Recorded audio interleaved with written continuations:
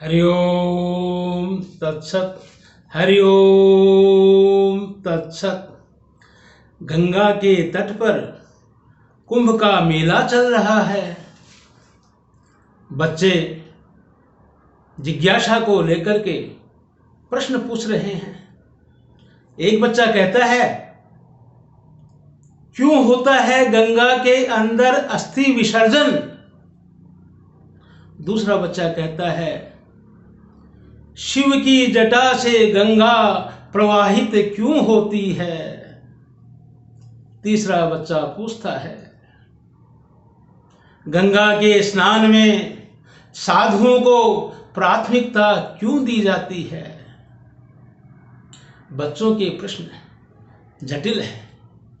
बच्चों के प्रश्नों का उत्तर खोजने के लिए जब श्रीमद् भागवत गीता को टटोला जाता है तो गीता के अंदर श्लोक मिलता है, तस्मात् शास्त्रम प्रमाणम ते कार्य अकार्य व्यवस्थितो ज्ञात्वा शास्त्र विधानोक्तम कर्म कर्तुम इह अर्हसि। योगेश्वर कृष्ण कहते हैं, हे नर श्रेष्ठ, कौन सा कार्य करना चाहिए और कौन सा कार्य नहीं करना चाहिए, कर्तव्य क्या है और अकर्तव्य क्या है, प्रवृत्ति क्या है और निवृत्ति क्या है, इसका समाधान करने के लिए शास्त्र जो है वो प्रमाण है। शास्त्र में जो लिखा गया है उसी के अनुसार कार्य और अकार्य करना चाहिए और नहीं करना चाहिए। शास्त्र में क्या लिखा है, इसके लिए एक कहानी सुनते हैं।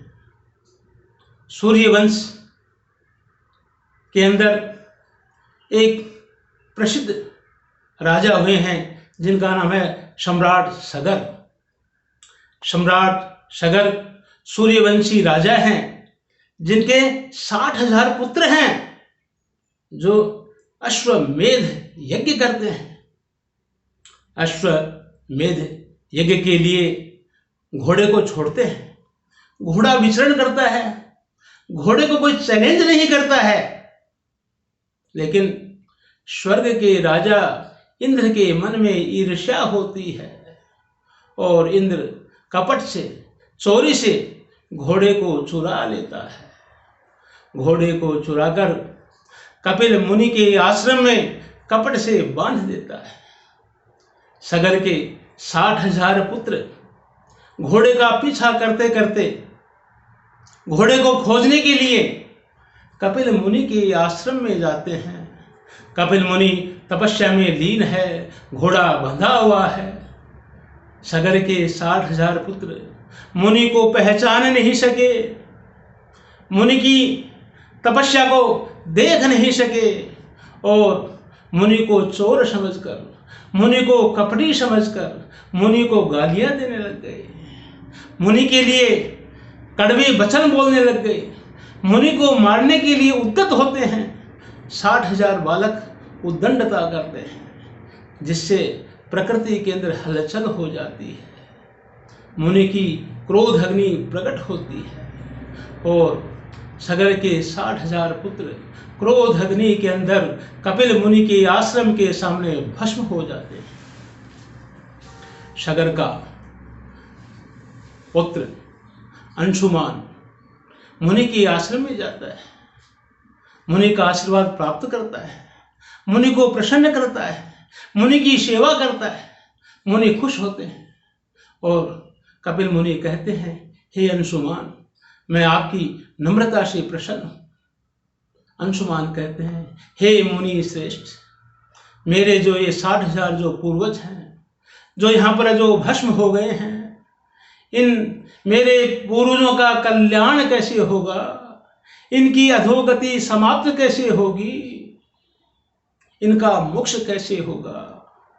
मुनि कहते हैं, अंशुमान, स्वर्ग लोक के अंदर गंगा बहती है।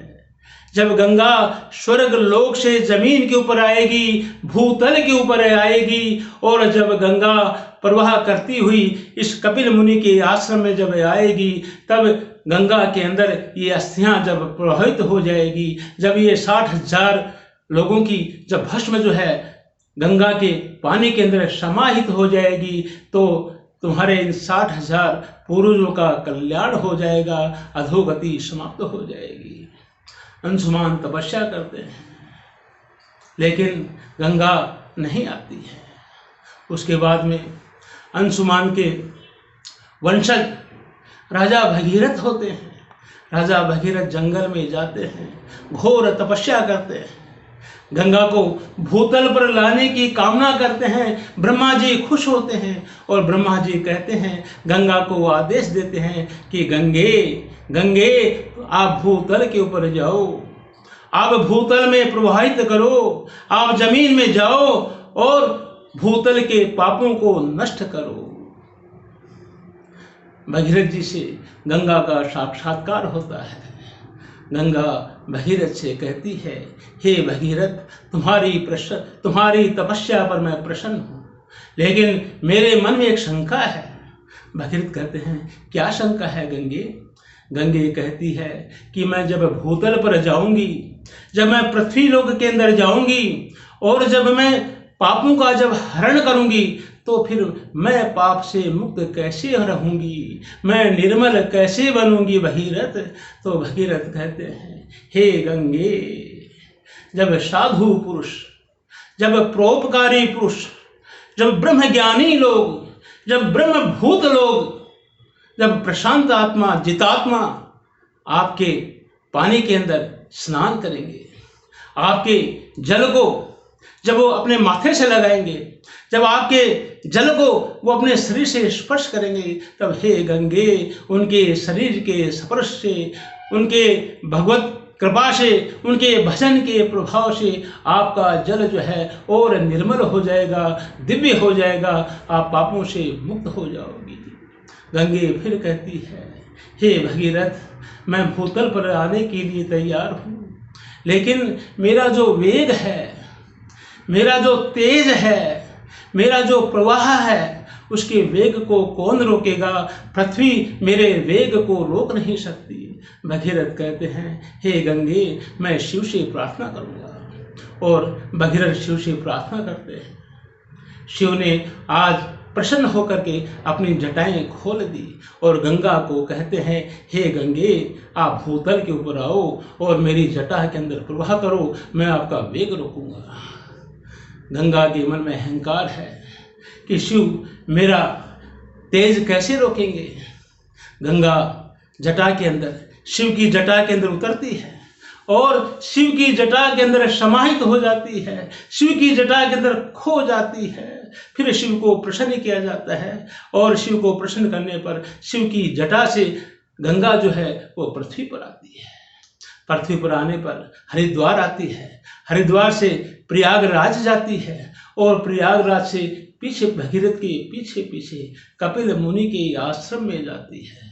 कपिल मुनि का आश्रम कलकत्ता के पास में धरती के पूर्वी छोर पर समुद्र के तट पर स्थित है। वहाँ पर सगर के 60,000 पुत्रों को जब गंगा समाहित कर लेती है, जब उनकी अस्थियां, जब उनकी भस्म गंगा में प्रवाहित हो जाती है, तो उनकी अधोगति खत्म हो जाती है, उनकी अधोगति समाप्त हो जाती है और गंगा कपिल मुनि के आश्रम से गंगा सागर में विलीन हो जाती है।